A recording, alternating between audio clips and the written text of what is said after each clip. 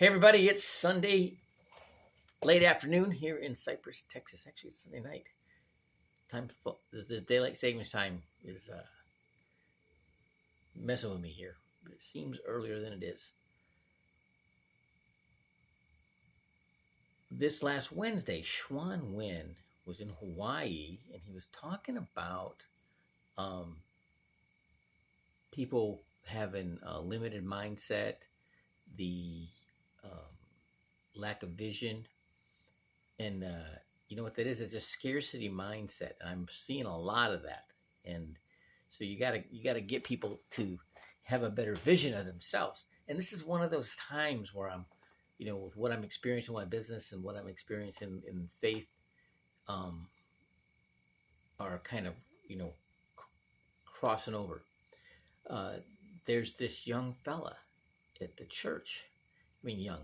He's a teenager, and he's not too much into the praise and the worship and dancing around, jumping around, and and I started noticing there's some other people that are kind of not really getting into the praise and worship, but there's some people that are a lot. And it's like when you understand the personality profiles, the strong choleric and the um, sanguine and the melancholy and the phlegmatic personalities, like Florence Littauer's book, Personality Plus. Well, the people that are jumping around, they're sanguine, right? They're Tigger, right? Like from Winnie the Pooh, right? It's got to be fun and exciting. I'm out of here, right?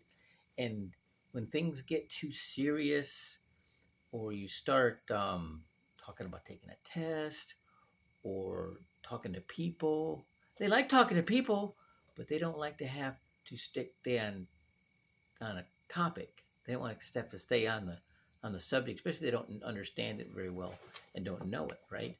And so then that doesn't sound fun, so they get out. They want to get out of there. All right, that's what happens when you meet. It used to block my mind, like how people get so excited and then get so down. Well, that's that personality, right? It's got to be fun and exciting, all right, or they start to lose interest. Okay, um, there's people that I'm what's called a strong cleric. Okay, and I was in the SEAL teams. I used to tell people what to do, and they did what I told them when I told them right then. Well, that doesn't happen a lot in the civilian world, and when you get into, I had to learn to pay more attention to people when I'm talking to them. That was more important of what they were saying and how I was seeing they were reacting to the information than it really was what I was saying. And when I started paying more attention to that, things started going better for me. I gotta really pay attention to that sanguine personality, because I run into them all the time. But they start to get, oh no, do I have to, there's certain things they have to do that it turns them off, right? And you got to get them to see something exciting. The other night I had this girl and showed her the debt roll-up strategy in that graphic and what $100 could do for you. Isn't that amazing?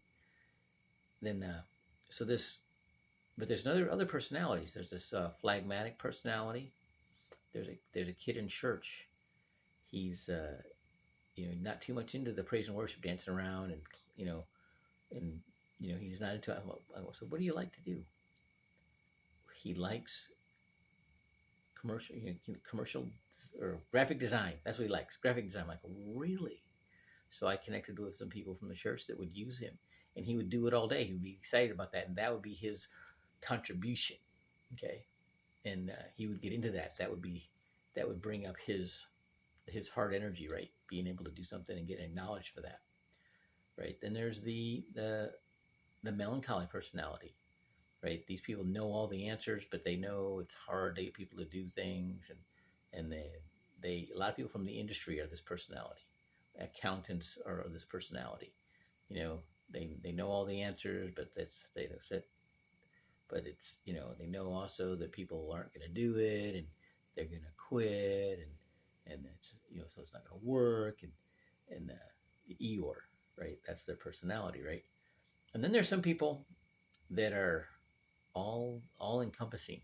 This Bishop or Apostle Michael Petro, he's he's a strong cleric when he's up there giving the word, right? And he's very detailed. He's an engineer, right? And so he's going to have the details, and he knows the details really well, right? But when you see him, you know, not at service, he's pretty sanguine. He likes to have a good time. He likes, he like loves Korean barbecue, right? And but he can be very phlegmatic too, and be a listener, and he's very patient. Okay, so these are all I've learned over the years to pay attention to these sort of things. And if you recognize who you're talking to, it's good to deliver the message accordingly. If you don't know it's a group of people, you got to hit all the bases.